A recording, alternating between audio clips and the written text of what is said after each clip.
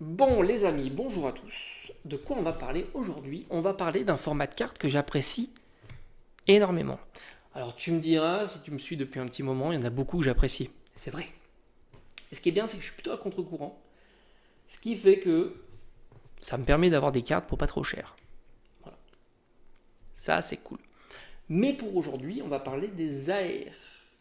Mais des AR qui valent, de temps en temps, voire même souvent, plus cher que les SAR.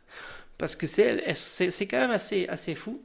Tu as un format de carte qui tombe beaucoup plus souvent qu'une SAR et qui a fait une prouesse d'être souvent plus cher, voire beaucoup plus cher. Alors évidemment, on ne grinde pas, on n'arrive pas à battre les grosses SAR parce qu'il y en a, mais on arrive à battre une grande majorité des SAR contenues dans la série. Donc c'est parti, on va voir EV1 jusqu'à EV6. Je vais évidemment enlever les séries .5. C'est un peu particulier, surtout que 151 a renversé, bousculé la table.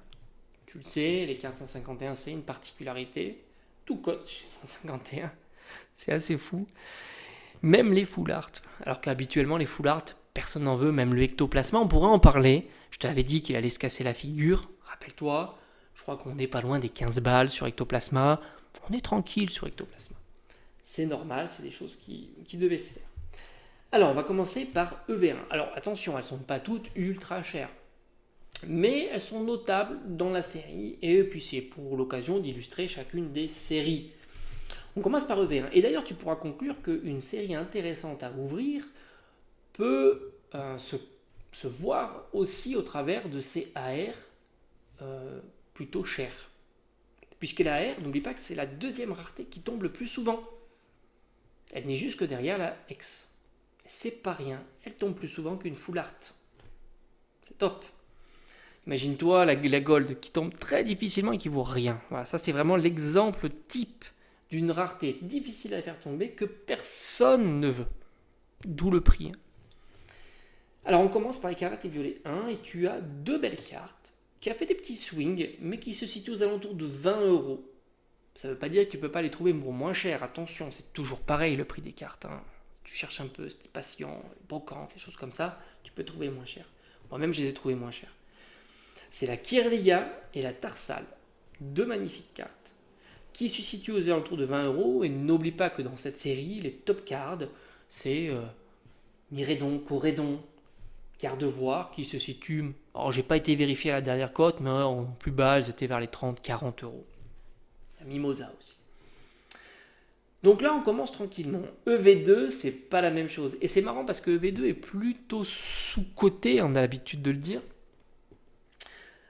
Rappelle-toi les duos packs EV2 Evo Céleste à 10 € à la Fnac qui restait, j'aurais dû en prendre plus, je te l'avoue. Parce qu'un jour EV2, les gens vont se réveiller pour plein de raisons. Les SAR des nouveaux Pokémon qui sont au ras des pâquerettes. Hein, tu as du. Comment il s'appelle celui avec le canard là? Coiffeton, Canard Bello et j'ai oublié la dernière évolution qui vaut 3 fois rien en SAR, donc ça c'est fou. Après il y a des SR jolis, hein, Baojan, Yu-Yu, etc. Mais qui sont pas chers. Et elle fait la prouesse d'avoir non pas une AR costaud, mais 3. Avec un Tyrannosif qui tourne aux alentours de 35 €. Magnifique carte. On continue avec un Raichu qui tourne autour de 30 €. Là aussi, très belle carte. Et enfin, le Graal de la série, le fameux Magikarp qui a fait des swings, on est d'accord, mais qui maintenant semble se stabiliser autour de 80-90 €. Franchement, pour une AR 80-90 €, c'est quand même pas donné. Et on est bien au-dessus de certaines SAR. Alors, je ne dis pas de toutes les SAR, parce qu'il y a des SAR à 200 € évidemment, mais de beaucoup de SAR. Et là, dans cette série-là, c'est le Magikarp, la carte la plus chère de la série, hein, tout simplement. Mais c'est vrai que EV2, pour moi, hein, je dis toujours pour moi parce que je préfère préciser, pour froisser personne, elle est plutôt boudée ou sous-cotée. Parce Parce qu'il y a quand même de très belles des AR, de belles SAR aussi, elles sont très jolies hein, les SAR. Franchement, moi je les trouve vraiment réussi. Le Flamigator là, qui sort du supermarché, c'est top. Là, je crois qu'il y a Machine en plus, avec Pikachu en forme de pudding, très sympa aussi. EV3, alors EV3 c'est carnage complet. J'ai quand même sélectionné une petite AR, on rend hommage à EV3, parce que EV3 elle aussi, elle a pris plein les dents, hein, c'est clair. Elle fait une prouesse de filer les AR et les SR les plus sous-cotés ou moins chers du game. Même le Dracofeu ne suffit pas et je crois qu'il s'était pris une claque à 80 €. Alors est-ce qu'il a progressé depuis? Je t'avoue, j'ai su sortir un peu de ce contexte de regarder régulièrement. La Fenard est à tour de 15 € et elle est vraiment très très très réussie. Est-ce qu'un jour les gens vont se réveiller en disant mec Fenard quand même, elle est incroyable. J'avais fait la prouesse de l'avoir pour 10 € en vide-grenier en sortie de booster, impeccable. Les vide-greniers c'est le top, hein, ça c'est clair. Surtout sur des séries comme ça où tu sais qu'il n'y a pas d'engouement. Il n'y a pas d'engouement. Faut être honnête, faut le constater. Il n'y a pas d'engouement. Il y a eu de l'engouement sur 151, les cartes au prix, au tarot partaient, plus sur les mois suivants, hein, je t'en ai fait même la démonstration en vide-grenier, mais au moment où c'était le plus fort, on va dire durant jusqu'à la fin de l'année 2023, c'était quand 151, je sais même plus tellement ça va vite, enfin bref 2022, 2023, enfin peu importe, tu auras certainement la date et tu la laisseras dans l'espace des commentaires. Mais jusqu'à Noël, en tous les cas, et peut-être un petit peu début d'année, c'était quand même quelque chose d'assez punchy. Alors maintenant, on attaque Faille Paradox. Faille Paradox, c'est pareil. Il y a vraiment du très lourd. Il y en a une plutôt pas mal, c'est Stylix, qui tourne autour d'une 30 € et puis tu as le Groudon. Alors là, j'ai envie de te dire, on le savait tous, hein, que Groudon allait faire. Alors, ce qu'on ignorait, c'est ce qu'il fera plutôt un Tyrannosif ou un plutôt Magikarp. Moi, j'avais parié sur Tyrannosif, je me suis planté. Mais j'étais pas sûr, parce que je me suis dit quand même, Tyrannosif est plutôt populaire, l'esthétique de la carte est assez similaire. Autant Magikarp, ok, c'est Magikarp, c'est pas mal, mais elle avait un design particulier. Je pense qu'il a participé à la hype sur cette carte. Autant sur le Groudon, c'était pas le cas.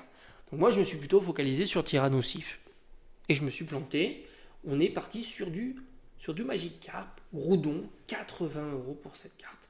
Donc là aussi, Faille Paradox, c'est plutôt intéressant. Sans compter que les SAR, attends, je réfléchis, il y a le fameux Rugilune. Donc, il y a de la belle SAR en plus. C'est toujours plus. Et puis le Altaria exceptionnel. Et puis, bon, bien sûr, le garde de fer, mais moi, je suis plus fan de l'Altaria. EV5. Alors, EV5, c'est pas ouf.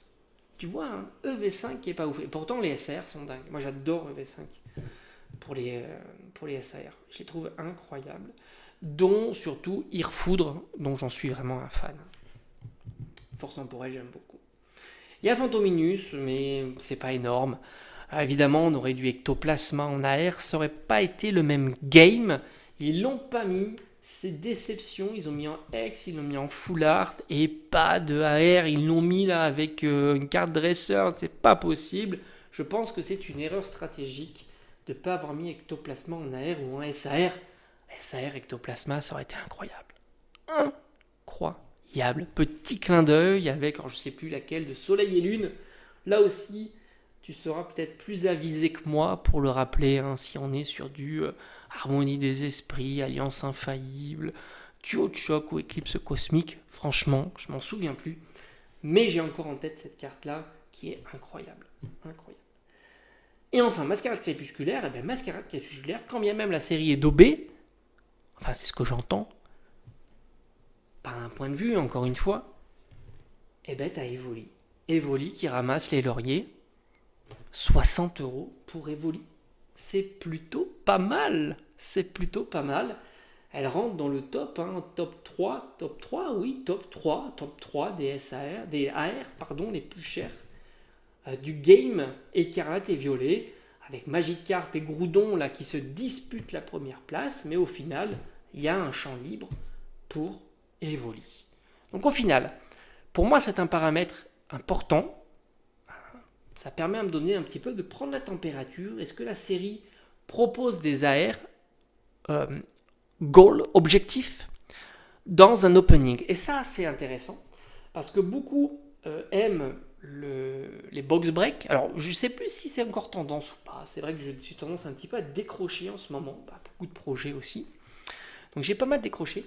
Mais quand bien même, je me dis que le box break, ce qui est joli, c'est les objectifs du box break. Quand tu regardes du set de base, il faut être assez honnête, on veut voir tomber des starters. On est tous comme ça. Quand on regarde des séries anciennes, on veut faire tomber les X, les Holos recherchés, les Prime, les choses comme ça. Donc, dans des séries récentes, qu'est-ce qu'on veut faire tomber? Les grosses cartes.